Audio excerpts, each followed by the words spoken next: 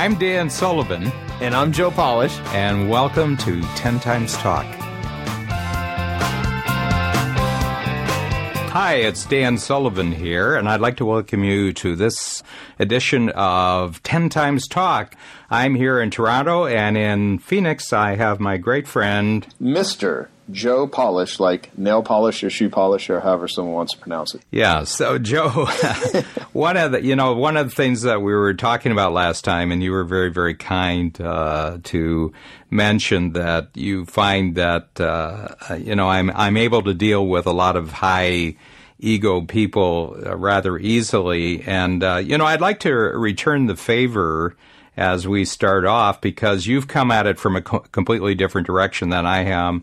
My life has been entirely about coaching, and yours, looking at it from a distance, and I've talked to you many, many times over the years about that. I think you're the greatest connector of the world of taking different kinds of talents from, hundreds of different industries, geniuses, really, people who are geniuses in their own right. And you have an ability to put these people together in amazing conversational and discussion groups where, from my perception, because I'm a member of your 25K group, which is one of the I think probably the greatest mastermind group in the world. And there's just a flow to the conversation. And, it's been mentioned many times in 25K, everybody just checks their ego at the door. They come in, they've got, things they're happy and excited about that they want to share with everybody. They've got issues that are really frustrating them and they'd like assistance. Could you kind of talk about it yourself, because you have always been able to jump to the next highest world in connecting with people who are, in many cases, world famous. They're in the headlines every day. How do you do it in such a way that you can stay very low-key and, you don't, I have never seen you in an arrogant or, egotistical fashion. I just wondered how you came to it. I came to it one way and you came to it another way. Yeah, well, first off, thank you. I really appreciate the nice words. I guess the way that I always thought about it was that human beings have tremendous amounts of suffering in screwed up areas of their life. And no matter how much someone has achieved, you got to be very careful to put someone on a pedestal and to kind of give away your power. And a lot of people tend to do that. And when people that are powerful people watch this happening, where people are like groveling at their feet because they wrote an amazing book or, created a speech that, bedazzles people, or they're a musician or an actor and they've got lots of admirers. I've seen many people start believing their own PR and thinking that they walk on water.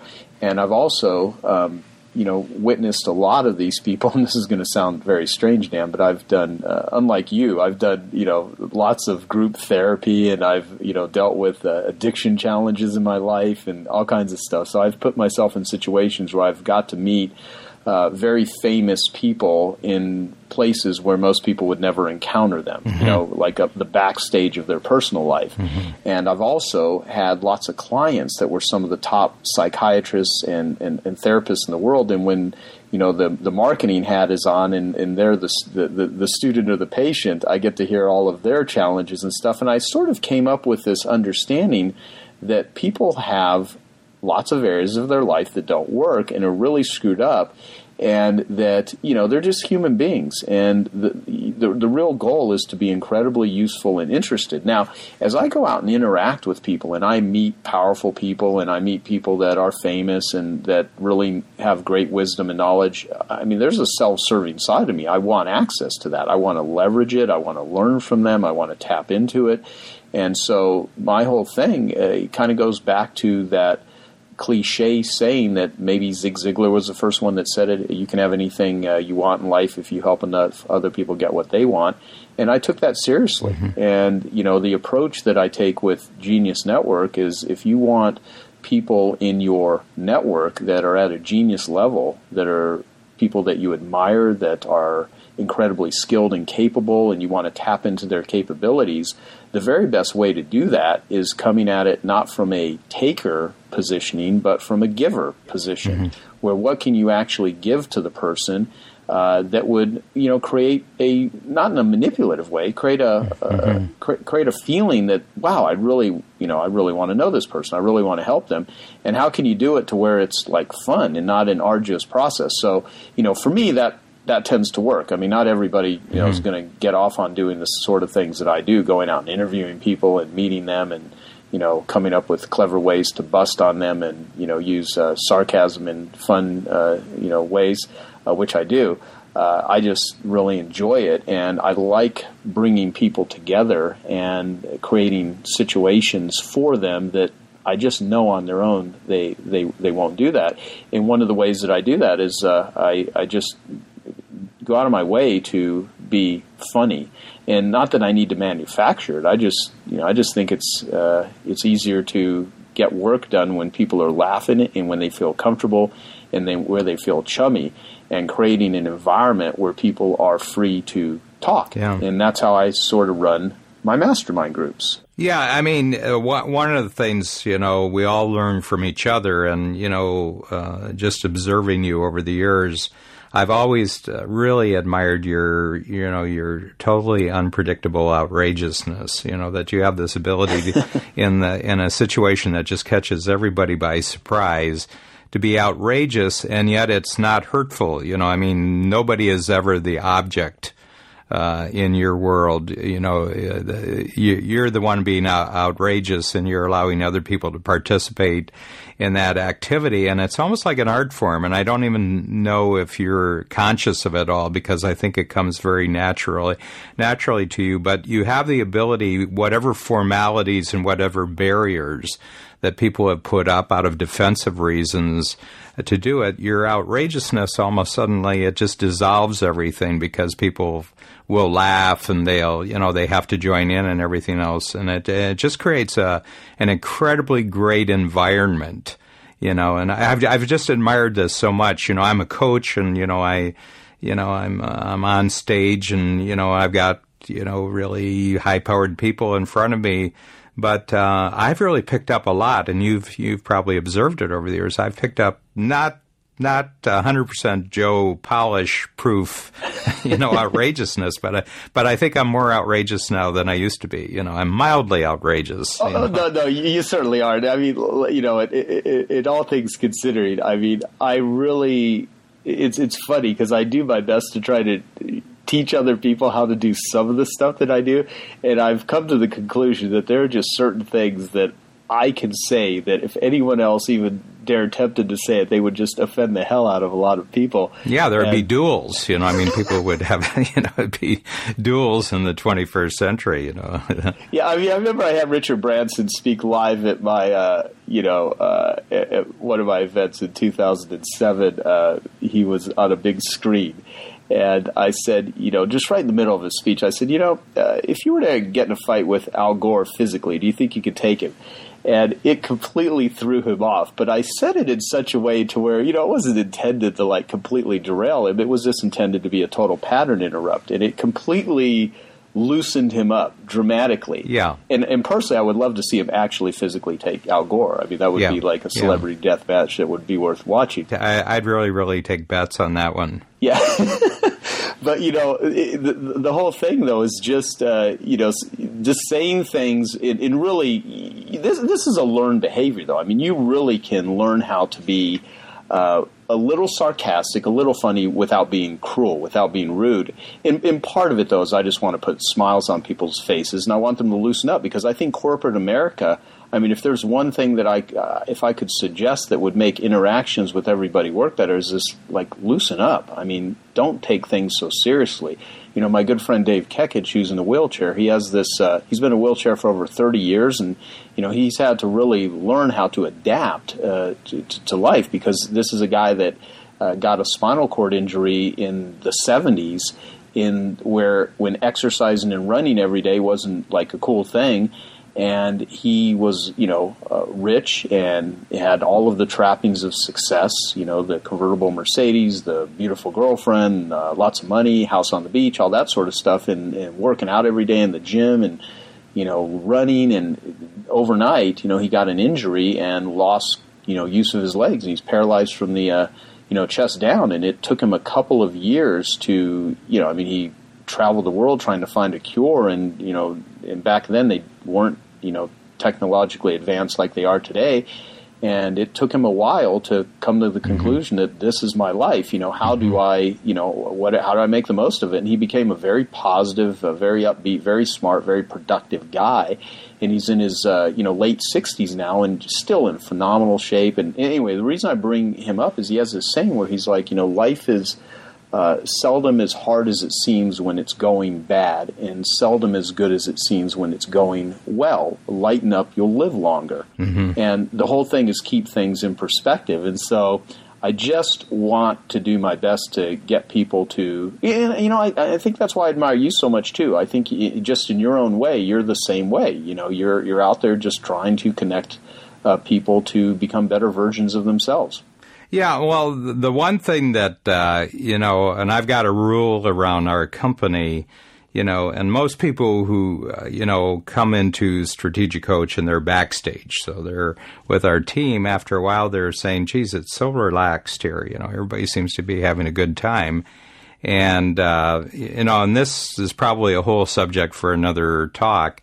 And I said, yeah, when Babs and I started putting the company together, this is Babs Smith, who's my partner, my wife, and also my business partner in Strategic Coach.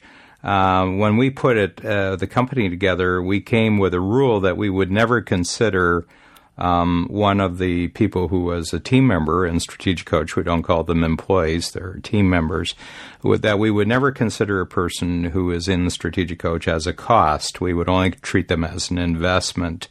And therefore, we want the biggest possible return out of them. If someone's an investment, you want to maximize them. If they're a cost, you want to minimize them.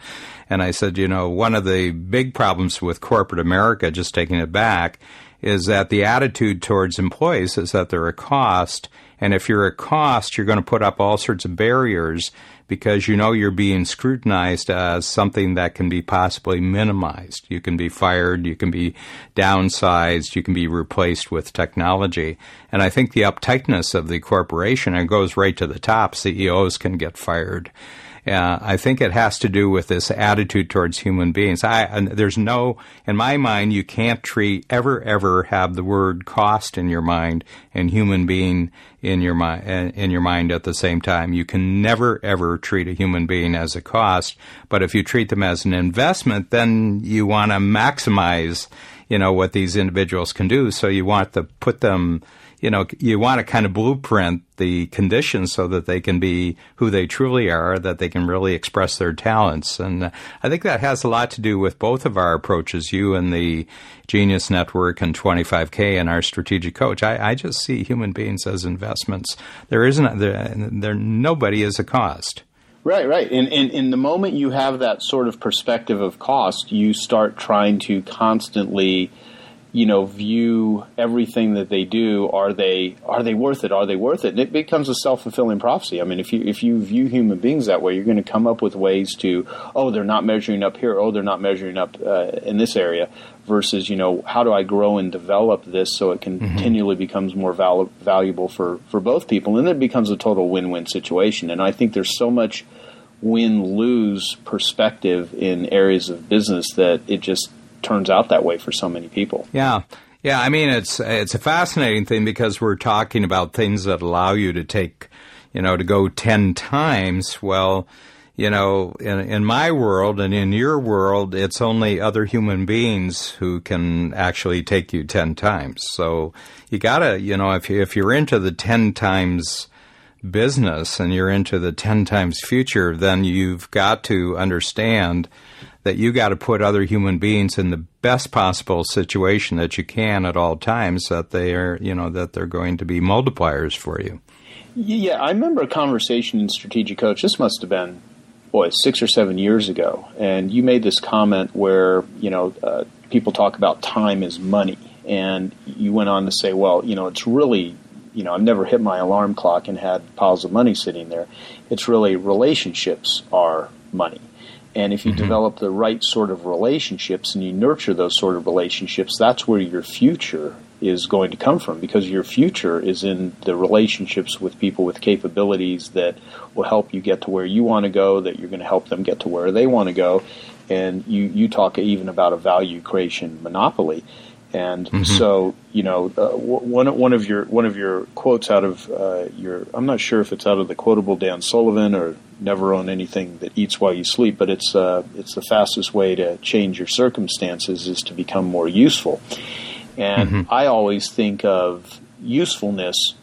The more that I can make myself more useful to other people, the more those other people are going to want to do business with me. And the more fun and silly in the right context that I can be, the more they're going to enjoy doing business with me. Because people, given the choice of someone that has really good stuff, and you like the person or you dislike the person, you're going to do business with people that you like. And, with a salesperson, if someone likes them, that will probably get them the first sale. But they've got to deliver value. They just can't, be charming.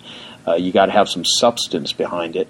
And if you have substance and likability, you're just in a great position. And your whole perspective of looking at your team members as an investment, that completely shifts how you treat them, how you respond to them. And so, this may have started out as a conversation about, building rapport and genius networking and all of that. But I think a real emphasis on how Strategic Coach works. One of the things I tell people when I recommend Strategic Coach, because I've referred a lot of people to join Strategic Coach, and one of the things I say to them is like, look, I can't even tell you what you're going to get out of it. You're going to have interesting conversations. You're going to do some planning. You're going to do some thinking. You're going to do things that you never will do left to your own devices on how you think about your company, and you're going to learn a lot of stuff. And that's alone is a reason enough to join Strategic Coach. But another thing that you're going to get out of joining Strategic Coach is you're going to enter into a relationship with a company that is so well run, and the front stage of how they interact with their clients and how you see the team interact with each other, it's like watching a great play. You're just seeing people that are working together and collaborating together, and people talk about this in seminars, people write books about it, people record audio programs on how to run and manage a great company, but most of the time if you ever go see those companies, the people that do those seminars, they're complete, cluster.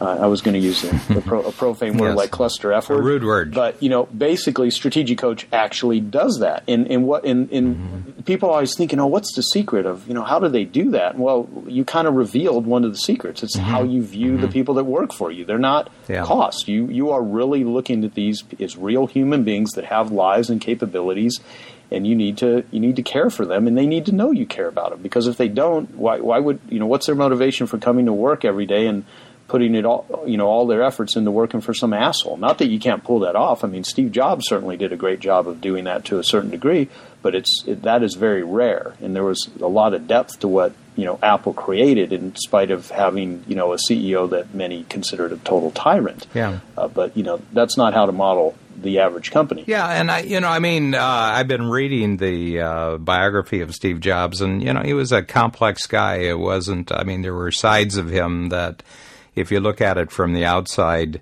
you'd say, gee, kind of like a jerk, But, the people who were with Apple, one of the things you have to say, how long were people there? And he had people who were really there right from the beginning, and they stayed, with Apple. So you got to say that there was some in huge psychological and emotional reward that people got. And I think the reason is that he demanded that people go way, way beyond what they thought their abilities were. And for some people, that's the greatest reward in the world. And, maybe there was a downside in, some of his personal interaction and everything else. But I got to believe that the lives of the people who were really in the inner circle at Apple, who created the greatest corporation in the world, I was looking the other day, at Microsoft, because when Steve Jobs came back, and he and Bill Gates knew each other forever, and Steve Jobs had to go and borrow $150 million from Microsoft just to keep the company afloat.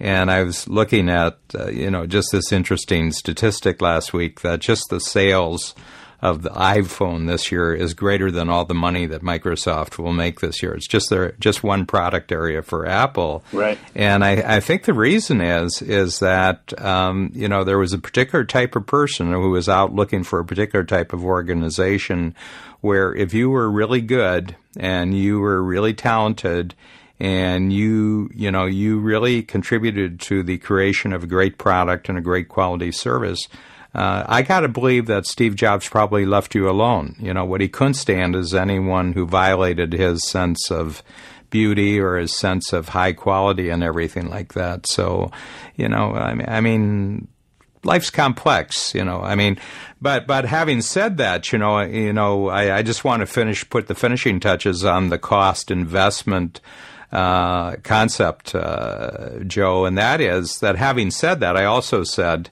that we've had 100 people with Strategic Coach who aren't at Strategic Coach anymore. And even though right from the beginning everybody gets treated like an investment, some of them aren't good investments. Right.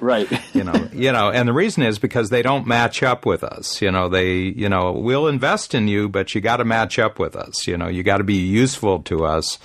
You got to bring your uniqueness to the table every day, and if you don't, you're not a good investment. We can't go on putting resources into you. So, but you're not a cost, and the reason is if we tell somebody, you're not an investment for us, but I think you'll be a great investment for someone else. The big thing is not to depersonalize a human being, not to in any way denigrate them as a human being. It's just not a fit.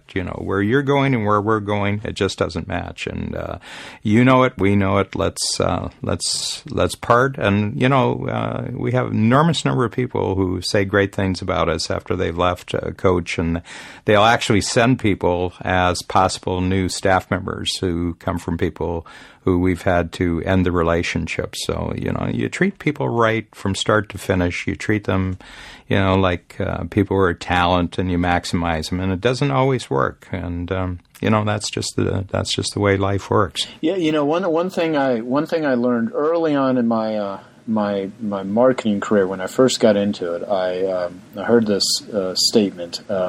Be nice to the people you meet on the way up because they're the same people you're going to meet on the way down. And I was in my, mid-20s when I first started. I was 26 years old when I first started my marketing company. And, I was hanging out with people that were 10, 20, 30, in some cases 40 years older than me. And they had been in business for many, many years. And a lot of them had many ups and downs. And I was able to have conversations with them and witness it. And I sort of made an agreement with myself that I will always go out and just treat people well. Not that I wasn't already doing that. I just wanted to be really, aware of that and never sell anything that I didn't think was aligned with my clients, and making sure I was having relationships with people that I really liked. And I let some bad people come in, and I've had, misalignments. I've had embezzlements with employees that I put in charge of, things that I didn't have systems and processes in place, and some of the things that you learn. But what it's done for me over the years is I've ran into many of the same people that I've run into people that I haven't seen in 15, 20 years. And because I really never screwed anyone, because I always was aware of, your actions can affect somebody. The level of relationships that I have right now, my relationship equity is, huge. Mm-hmm. There are so many people that I can call upon if I need anything. Mm-hmm. And they're there because of it's an operating system, and it's an operating system that's worked really well. My assistant Eunice has been my personal assistant for 17 years. I really strive to have long-term relationships, and you're the same way. One of the things that we've talked about is that you want clients for 25 50, probably we never talked about the 100-year mark, but it wouldn't surprise me if you don't have, visions of, someone that's been in Strategic Coach for 100 years, which someone will have to go through your lifetime extender process in Strategic Coach, understanding what we're talking about here. But basically, it is about maintaining relationships, and the thing you said about alignment is gigantic. I mean, if people just did an 80-20 analysis of their company, their clients, their team, and really, who are the people that are most aligned with you, and eliminate the ones or give them the opportunity to go somewhere else where they're going to be more aligned so you can free up their life, not only will your stress level, be reduced by at least 80%, you're probably going to multiply your company by 10 times, which is the whole purpose of 10 Times Talk anyways, to just get you thinking about this stuff. Yeah, I mean, you're the one who introduced me to, I haven't met him yet, but you've talked so much about Tony Hsieh at Zappos. Yeah. And the thing that they do, they hire people, they screen them, they train them, they give them a job, and then they give them an offer that if they would quit right now, they'll give them a check. Yeah, I know. It's so fantastic to just weed out anyone that is not, quote unquote, a Zappo fanatic. Yeah, well, they're not aligned with the big vision. They're there for a job and they're looking for the paycheck. And they said, well, since you don't want the vision, we'll give you the paycheck. We'll give it to you. But they just saved themselves probably years of problems for probably a pretty low cost. There wasn't it wasn't a real. They invested in their non-future. Exactly, and the thing is, and you talk about this a lot, is. Have some standards. I mean, what do you really stand for? Who do you want to be a hero to? What do you sort of represent? And that I think is the greatest key behind what Steve Jobs was able to do. Is the guy just had really high standards. Oh yeah, and he really wanted the very best people. One of the things that recently came out was a video documentary. It's a Steve Jobs documentary, and there was a interview that had been done in 1995, a year before he actually went back to Apple. And he is about an hour and I think maybe like an hour and 10 minutes long, hour and 15 minutes.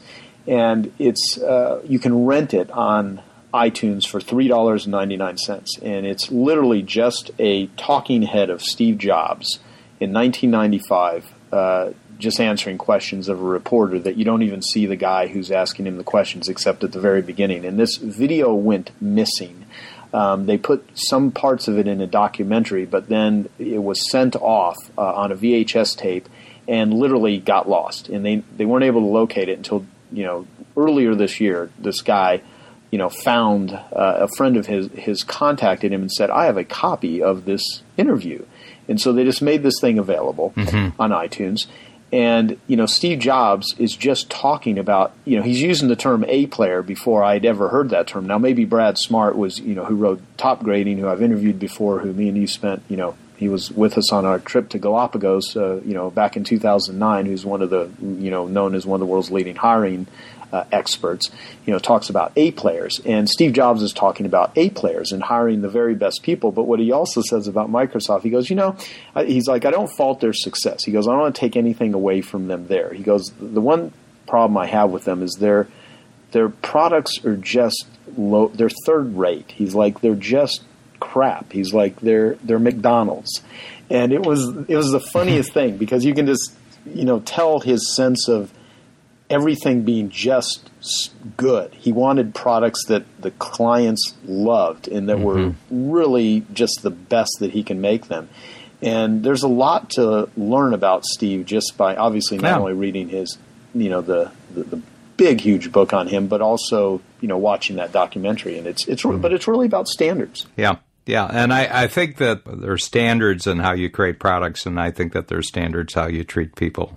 Yep. And I mean, that's really been the talk. One of our, Joe, one of our favorite people, and you can just see an audience light up with any time that, that Dean Jackson talks, that you can just really tell, that Dean just embodies goodwill, right? And I think it's just his attitude about being useful in the way that you were talking about it, and because we work with Dean all the time. He's another individual who I think just naturally attracts people. People love talking to Dean, and he's got this great new marketing seminar that he does now, the Breakthrough Blueprint, and you just love working with the guy. I just love spending the time with him because he doesn't set up any kind of competition. He's an incredibly smart guy, but he's just all questions, and he asks you questions and he tells you stories and he has observations. It's really a pleasure I met Dean through you, so I just wanted to get that in. No, and he's a chummy guy, and he's very funny, and we have this running joke on our podcast of Batman and Robin, of who's Batman and who's Robin, but we let our listeners try to determine whoever they think that is at any given time. And, he did an interview with me on how I actually develop relationships with people, and I go through the whole magic rapport formula, and then me and him did a great interview with you, just totally off the cuff on video. And what I'll do is I'll put those links so people can watch the interview of me and Dean with you on 10timestalk.com, and also to go deeper with what you started with, asking me about building rapport with people. Literally, I go through my whole process on how I actually do, and it's the magic rapport formula. And so we'll put that up there, and then we'll let everyone comment on all this stuff. So that's pretty much it. I think we're at we're 31 minutes now. We're at the witching hour here, and in 2 minutes we turn back to pumpkin stage. So exactly. Anyway, I started off, and I'm going to wrap up today. So this is 10 Times Talk. So you just go and if you haven't been listening to this, you just go and punch in 10 Times Talk, and you'll get further conversations with my great friend Joe Polish. And we covered a lot of territory today. We'll do that again next time. We don't always know when we start exactly where we're going, but we hope you really love this. And just remember, that it's all people, And Joe, last word from you. Just thank you, and go out and, be funny today and stretch yourself. And if you don't consider yourself funny, then, watch a comedy, go to clown school, do something. But the world needs to laugh, and it's your job to bring sunshine into people's lives. So however you do it, go ahead and do it. Thank you so much, Dan. Okay, thanks, Joe.